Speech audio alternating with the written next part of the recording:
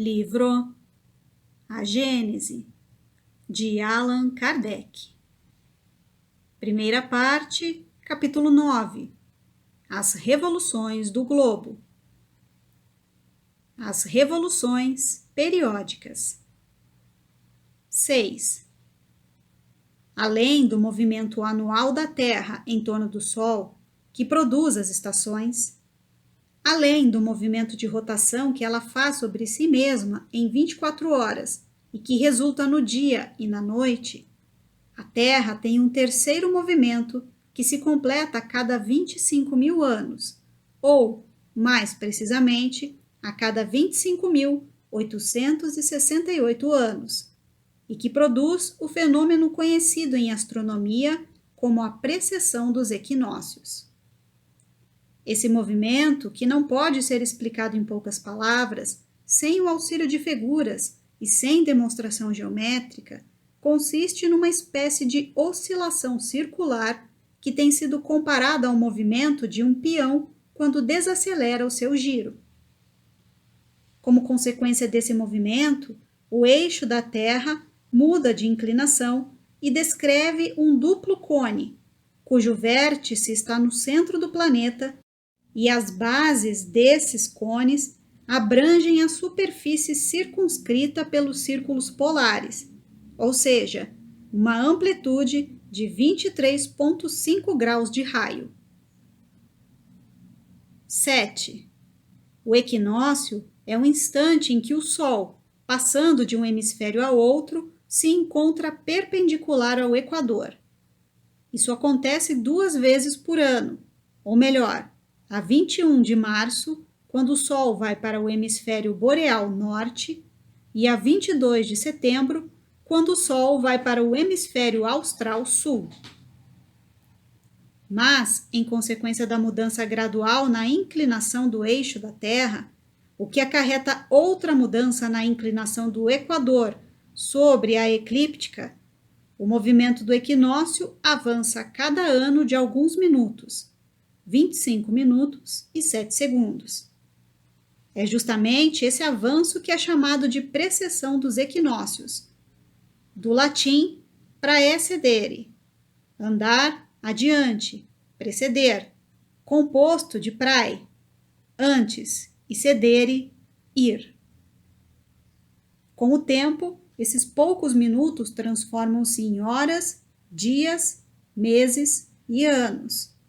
O resultado disso é que o equinócio da primavera, que atualmente se verifica no mês de março, depois de um tempo, se verificará em fevereiro, depois em janeiro, depois em dezembro e assim por diante.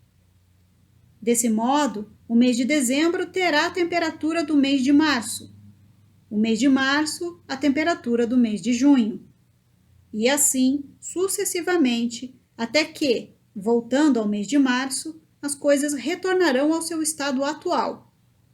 E isso levará 25.868 anos. Após esse longo período, a mesma revolução recomeça por tempo indefinido. Nota de Allan Kardec.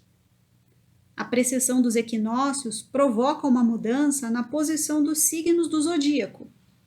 A Terra leva 1 ano para girar em torno do Sol, e à medida que ela avança, o Sol, a cada mês, se encontra diante de uma nova constelação. Essas constelações são em número de 12 e recebem os seguintes nomes: Áries, Carneiro, Touro, Gêmeos, Câncer, Leão, Virgem, Libra, Balança, Escorpião, Sagitário, Capricórnio, Aquário e Peixes. São chamadas constelações zodiacais ou signos do zodíaco e formam um círculo no plano do equador terrestre. Conforme o mês do nascimento de uma pessoa, dizemos que ela nasceu sobre este ou aquele signo. Daí os prognósticos da astrologia. Mas, em consequência da precessão dos equinócios, ocorre que os meses já não correspondem mais às mesmas constelações. Assim, alguém que nasce no mês de julho já não pertence mais ao signo de Leão, mas ao signo de Câncer.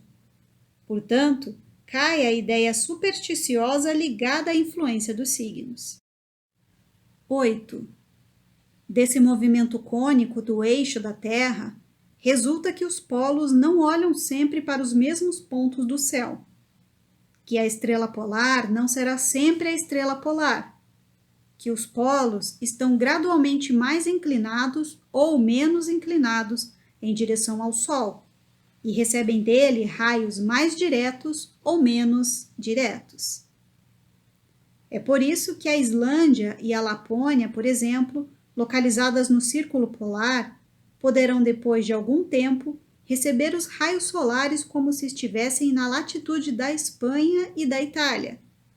Isso fará com que tanto a Espanha quanto a Itália, estando na posição extremamente oposta, tenham a temperatura da Islândia e da Lapônia, e assim sucessivamente, a cada renovação do período de 25.868 anos. Nota de Allan Kardec. O deslocamento gradual das linhas isotérmicas, que a ciência reconhece de modo tão verdadeiro quanto o deslocamento do mar, é um fato material que apoia essa teoria. Observação. Linhas isotérmicas.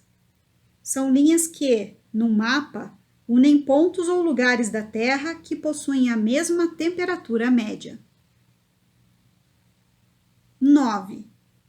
As consequências do movimento de precessão ainda não puderam ser determinadas com precisão, porque somente tem sido possível observar uma pequena parte da revolução da Terra. Portanto, a esse respeito, temos apenas suposições, e algumas dessas suposições têm certa probabilidade de acontecer. As consequências do movimento de precessão podem ser descritas assim.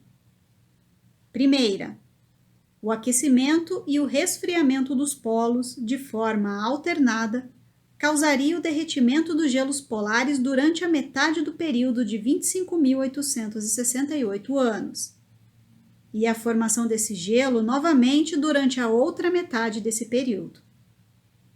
O resultado disso é que os polos não estariam condenados a serem perpetuamente estéreis e desfrutariam, quando chegasse a sua vez, dos benefícios da fertilidade. Segunda, o deslocamento gradativo do mar, aos poucos, invadiria as terras litorâneas e deixaria outras terras a descoberto. As terras invadidas seriam mais tarde abandonadas pelo mar, que retornaria para o seu leito anterior. Esse movimento periódico, renovado indefinidamente, constituiria uma verdadeira maré universal, com duração de 25.868 anos. A lentidão com que se opera esse movimento do mar torna o fenômeno quase imperceptível para cada geração.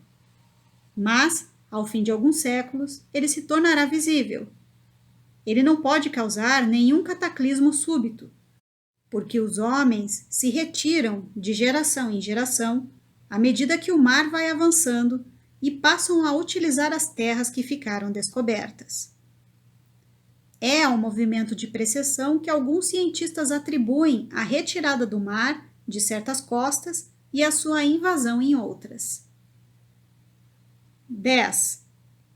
O deslocamento lento, gradual e periódico do mar é um fato comprovado pela experiência e atestado por inúmeros exemplos em todas as partes do globo.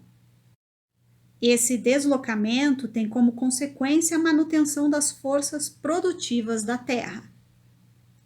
Essa longa imersão é para os terrenos um período de repouso, durante o qual as terras submersas recuperam seus princípios vitais esgotados por uma produção igualmente longa. Os imensos depósitos de matérias orgânicas, formados pela permanência das águas durante muitos séculos, são adubos naturais, periodicamente renovados, e as gerações se sucedem sem se aperceberem de tais mudanças. Nota de Allan Kardec. Entre os fatos mais recentes que comprovam o deslocamento do mar, podemos citar os seguintes. No Golfo da Gasconha, ou Golfo de Biscaia, que separa a costa oeste da França da costa norte da Espanha, entre o velho Sulac e a torre de Cordoan, quando o mar está calmo, percebe-se no fundo da água trechos de uma muralha. São os restos da antiga e grande cidade de Noviomagos, invadida pelas águas no ano de 580.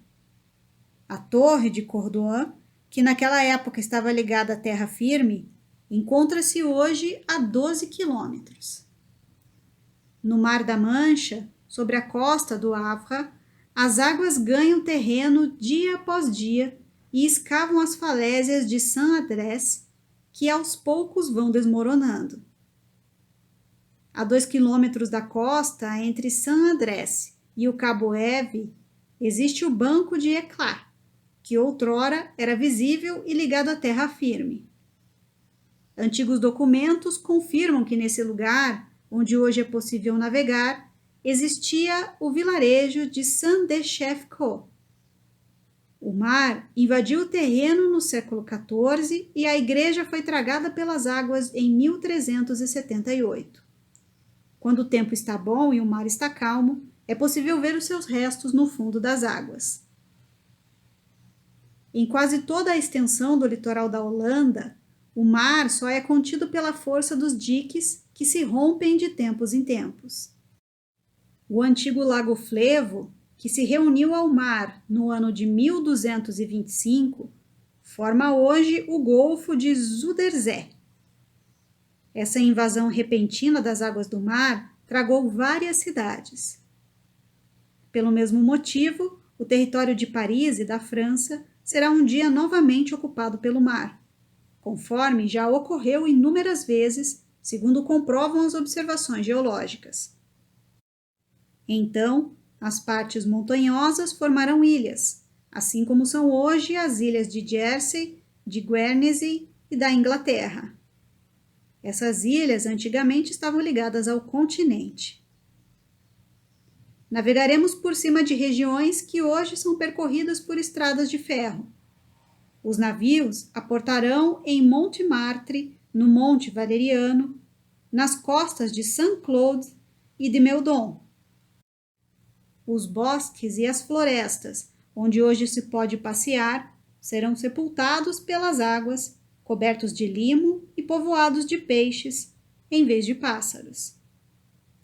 O dilúvio bíblico não pode ter tido essa causa, o movimento de precessão, pois a invasão das águas foi repentina e a permanência delas foi de curta duração.